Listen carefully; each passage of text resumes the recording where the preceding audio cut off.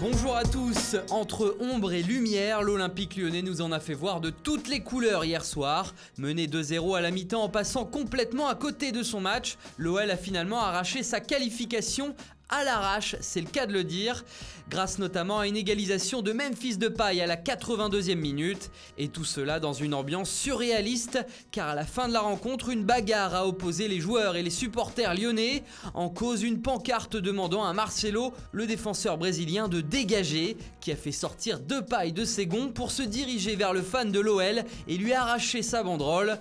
Bref, Lyon est en 8e de finale de la Ligue des Champions. Tout comme Liverpool qui est venu à bout hier soir du Red Bull Salzbourg 2-0. Red Bull donne des ailes et donne des victoires, titre le Mirror. Et surtout à Mo Salah qui fait la une de tous les tabloïds aujourd'hui. Le Daily Telegraph parle de son côté d'un double délice puisque Chelsea a imité les Reds en se qualifiant également. Vainqueur 2-1 du LOSC hier soir, les Blues terminent deuxième de leur groupe derrière le surprenant Valence qui a terrassé l'Ajax Amsterdam. On y reviendra un peu plus tard.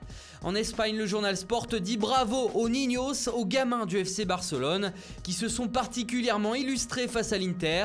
Carles Pérez, 21 ans, auteur du premier but, et Ansu Fati, 17 ans, auteur du second, ont prouvé que la Masia, le centre de formation barcelonais, tenait véritablement à sa belle réputation. Incroyable Ansu Fati d'ailleurs, qui grâce à son but est devenu le plus jeune buteur de l'histoire de la compétition à 17 ans et 40 jours. Et c'est ce qui a inspiré Tuttosport en Italie, qui a titré pour l'occasion « Le nouveau Messi punit l'Inter ».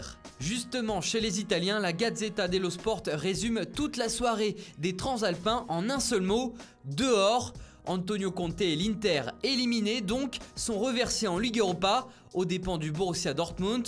Puis le Napoli, qualifié et même vainqueur 4-0 face à Genk, a perdu malgré tout son entraîneur. Comme cela a été pressenti et malgré la victoire, Carlo Ancelotti a été mis à la porte par ses dirigeants. Le quotidien italien indique qu'il pourrait rebondir très vite à Arsenal et que son remplaçant est déjà tout trouvé en la personne fantasque de Gennaro Gattuso qui avait quitté le banc de l'AC Milan à la fin de la saison dernière.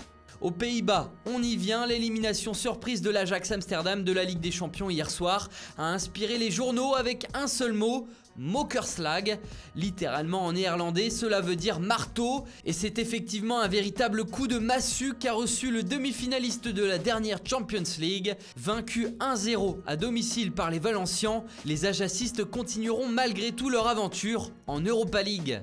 Allez, on revient une dernière fois en Espagne avec cette une de Marca qui met en alerte. Le Classico Barça Real est de nouveau menacé par les indépendantistes catalans qui promettent une nouvelle journée de mobilisation massive dans les rues de Barcelone. La sécurité autour de ce Classico qui doit se disputer le 18 décembre prochain est la principale préoccupation de toutes les parties.